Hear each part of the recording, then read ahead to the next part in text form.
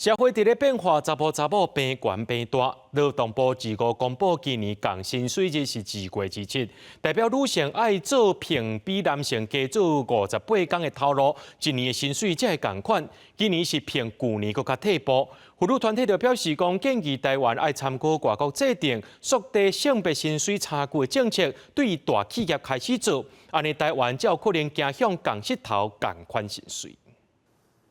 女性员工无用另外曾经伫饭店业、服务业这寡薪水无介悬的头路，女性占多数。劳动部公布今年降薪水日是2月27，意思就是女性爱比男性加做1个月各27天，总共58天。一年的薪水男女才会相同，煞比去年退步2天。劳动部评估原因主要是咧电子零组件制造业、工程师的薪水较悬，而且男性占较侪。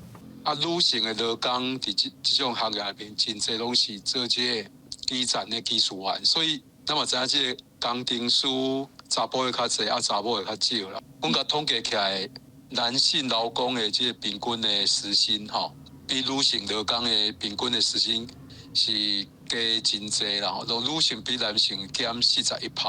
虽然目前社会对女性伫工课场上的权益有愈来愈重视的趋势，不过有女性民众表示，伊认为查甫查某伫同一个工课，薪水确实会有差。我觉得大概会以底薪来讲，大概就会多个3到5千。就算我们是民生消费品业卖女性化的产品，还是都会要找男生的主管。妇女团体嘛表示，国外针对男女薪水有差这件代志，有要求企业爱公布各产业男女性薪水的调查，但是差伤济，就要提出改善的方案。不过台湾目前要无这款政策，他们其实推动了蛮多年，那个政策效果已经出来了，所以他们的性别薪资差距是一直持续在缩小。但是台湾我们的政府其实一直都没有推出一个整体性的政策去应对这个性别薪资差距的问题，所以它其实一直开始逐年扩大的时候，我们也好像有点束手无策。民团表示，虽然甲日本、南韩、美国比起来，台湾性别薪水的差异是上少，差15.8%尔。不过，民团也是希望政府制定政策来降低男女的薪水差异。记者梁家杰、谢桂玲台北报道。